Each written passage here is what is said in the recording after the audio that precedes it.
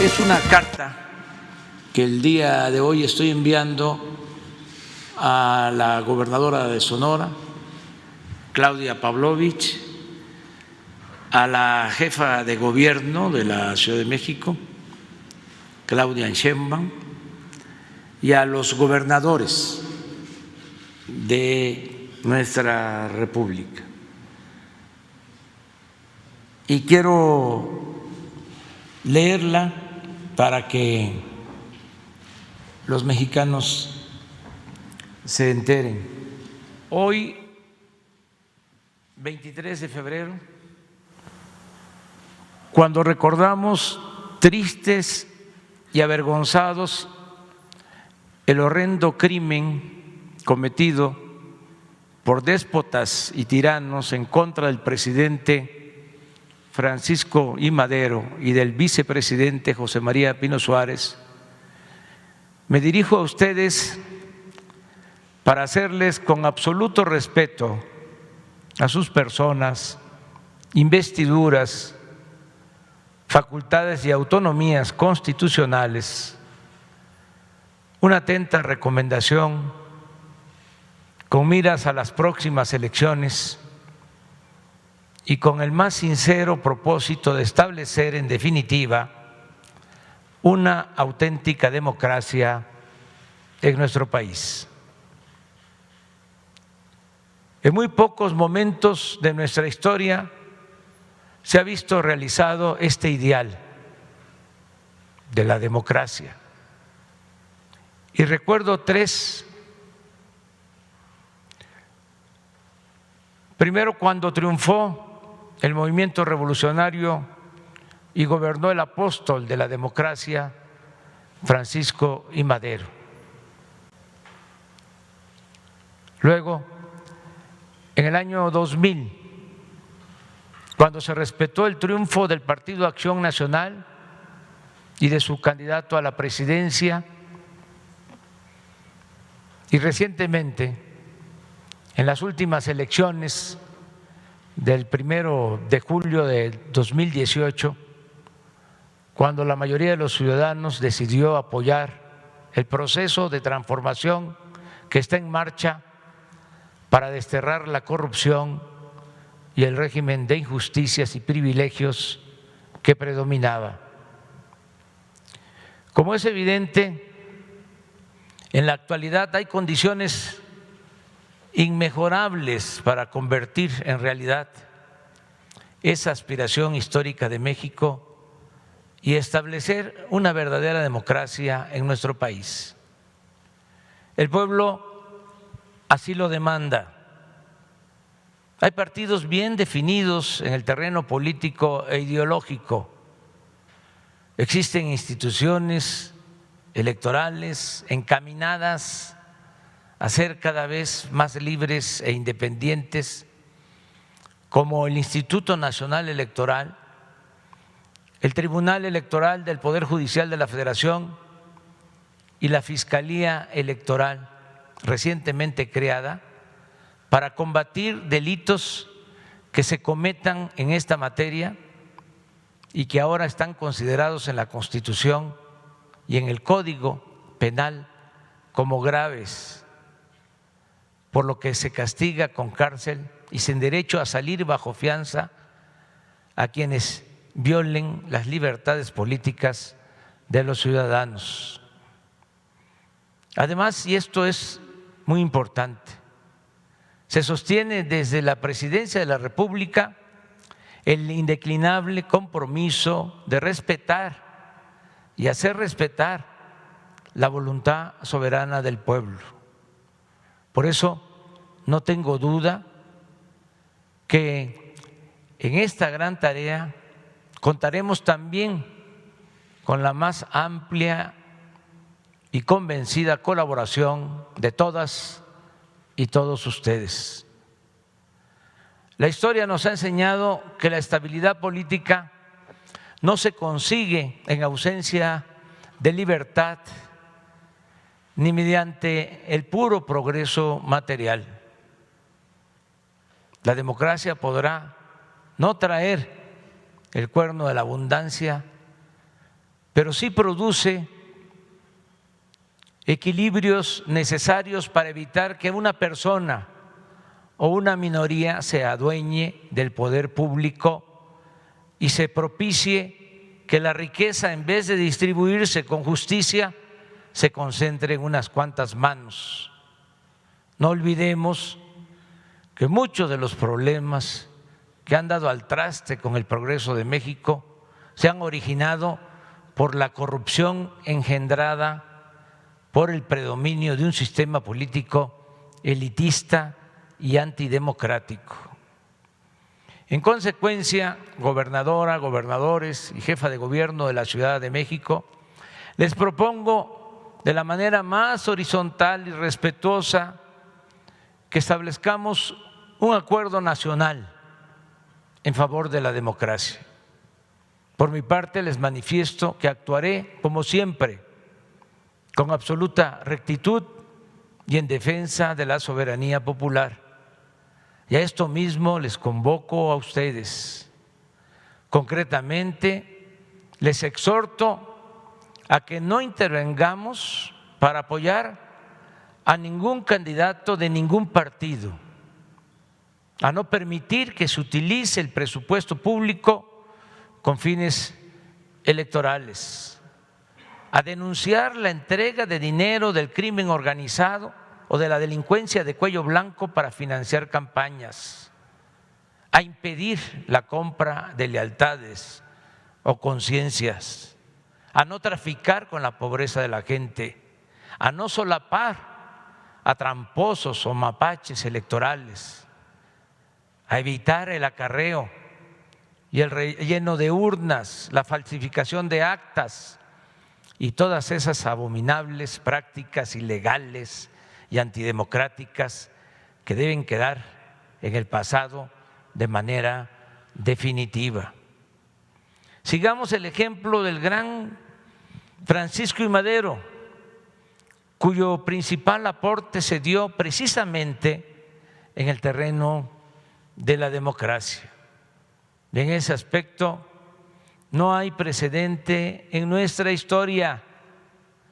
Nadie como él ha creído con tanta devoción en la democracia. Nadie se ha preocupado tanto como él por hacer realidad ese ideal que era la más profunda de sus convicciones.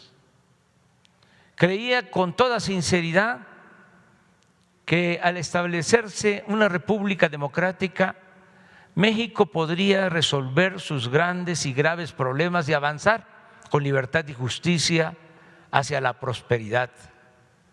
Madero no solo nos legó el esbozo de este proyecto alternativo de nación que ha debido esperar un siglo a las condiciones para hacerse realidad, sino que dio lecciones de cómo hacerlo en medio de la tempestad.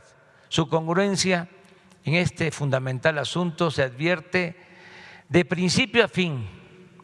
Todavía estaba en Ciudad Juárez cuando declaró en mayo de 1911 a un periodista estadounidense del New York World: al subir yo al poder voy encarnando dos principios, uno de ellos sancionado ya por la Constitución y que de mí depende que se cumpla, y que es el de la no reelección. Otro, el sufragio efectivo. Para lograr este último se necesita reformar la ley electoral y esto depende principalmente del pueblo, pero yo me voy a constituir en el principal guardián de esa prerrogativa popular y consideraré que mi principal deber es facilitar la libre manifestación de la voluntad popular a fin de que las leyes sean genuina expresión de esa voluntad. En una palabra, voy a ser el principal amigo y defensor de las libertades del pueblo. Por los momentos históricos por los que atraviesa México, considero secundario todo lo demás. Ya en la presidencia son muchas las muestras de respeto al sufragio y casi inexistentes las denuncias por violaciones de los procesos electorales por parte del Ejecutivo Federal. Madero, como ningún otro presidente en la historia, procuró que las elecciones fueran libres y limpias. Veamos algunos ejemplos documentados por el historiador Alfonso Taracena. El 16 de enero de 1912, Madero escribe a Manuel M. Alegre, gobernador de Veracruz, para señalarle que en las elecciones locales, cito, es indispensable obrar con rectitud y usted más que ninguno es una garantía para el voto de los veracruzanos. 3 días después le recuerda que él está decidido, el presidente Madero, en todos los casos a apoyar al que tenga la mayoría de votos en la elección de gobernador. Le repito, le dice el 23 de enero, para mí es exactamente igual cualquiera de los dos candidatos que resulte triunfante, pues únicamente deseo que el que tenga más votos resulte electo, por ser esos los principios porque tanto hemos luchado. Finalmente, el 29 de ese mismo mes le expresa su satisfacción porque los resultados obtenidos demuestran que hubo libertad completa en las elecciones. El 25 de enero de 1912, Madero le escribe al general Jerónimo Treviño, que seguía siendo el hombre fuerte de Nuevo León. Cito, usted sabe que los principios de nuestro gobierno son hacer que sea respetado el voto público en todo y por todo, y considero que únicamente son estables en los gobiernos de los estados los gobernadores que cuentan con la mayoría. Por estas circunstancias me permito suplicar a usted se dirija en lo confidencial al gobernador, al general Estrada y personas influyentes del estado para recomendarles la más absoluta neutralidad en las elecciones y que dedique todos sus esfuerzos para hacer que sea respetado el voto público. El 28 de mayo, en víspera de los comicios, expone con precisión a Manuel Mestre Illaza, gobernador de Tabasco, el principio de equidad que debía prevalecer entre los candidatos. Decía, lo prudente y justo es colocar a unos y otros en un perfecto pie de igualdad, de manera que sus trabajos de propaganda puedan llevarse a cabo dentro de la más completa libertad. Considera que el gobernador no debe de inmiscuirse en buscar un apoyo moral exclusivo para determinados candidatos y subraya que la alta honradez política de Mestre es la mejor garantía de que el pueblo no va a encontrar obstáculos en las próximas elecciones para la libre manifestación de su voluntad. Hay muchos otros testimonios de esta actitud consecuente del presidente Madero. Por ejemplo, el 25 de julio, en un mitin en Pachuca, Hidalgo, un diputado expresa que en Tulancingo, su pueblo, era la primera vez que en realidad se había celebrado elecciones. Y en respuesta frente a la multitud, Madero le ofrece que también serán libres las de gobernador. Por si hubiese duda y como una prueba más de el proceder consecuente de Madero en el terreno de la práctica democrática, recordemos su admirable actitud de imparcialidad en relación con los candidatos porfiristas o abiertamente opositores a su gobierno. En este aspecto destaco el caso de Nemesio García Naranjo, uno de sus más tenaces detractores, que triunfa en el distrito de Lampazos, Nuevo León, y el 2 de octubre la Cámara le entrega por unanimidad su credencial de diputado. En Tabasco sucede lo mismo. En la región de la Chontalpa es electo diputado don Tirso Inurreta, un recalcitrante, porfirista, y su triunfo se reconoce a pesar de que, tal como lo relata el propio Madero, cuando fui a Oaxaca en mi gira de propaganda, este señor, que era jefe político allí, estuvo a punto de encarcelarme, pero de todos modos necesitamos proceder con estricto apego a la ley, respetando siempre los derechos legítimos de todo ciudadano. La diferencia abismal entre Madero y Porfirio Díaz la describe de manera magistral José Vasconcelos en 3 renglones, haciendo evidente, dice, el contraste de un presidente demócrata que se informa de los nombres de los diputados al mismo tiempo que el público, y el antiguo presidente que formaba la lista del Congreso meses antes de la elección. En fin, bajo el gobierno de Madero, como casi nunca se ha visto en México, hubo elecciones libres y limpias. Esto, por si fuera poco, se logró en medio de intensas turbulencias políticas y sin antecedentes de una práctica democrática en otros momentos de nuestra historia. Es decir, quedó manifiesto, y esa es una de las lecciones de Madero, que ayuda mucho la voluntad presidencial de hacer valer el sufragio efectivo y convertir en realidad un sistema de gobierno representativo, popular y verdaderamente democrático. Por eso Madero ha sido único.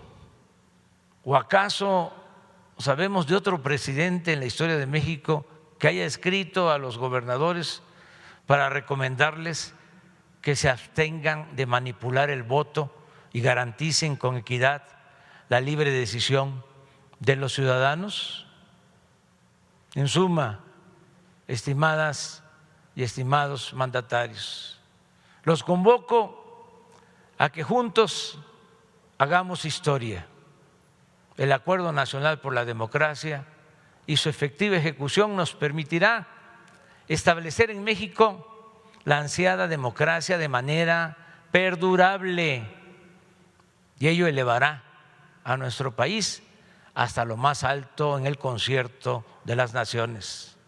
Atrás quedarán los malos recuerdos de siglos de imposiciones y fraudes electorales, y nuestro pueblo, con sus legítimas autoridades, seguirá dando ejemplo de dignidad y grandeza. Esta es la carta que envío el día de hoy a los gobernadores.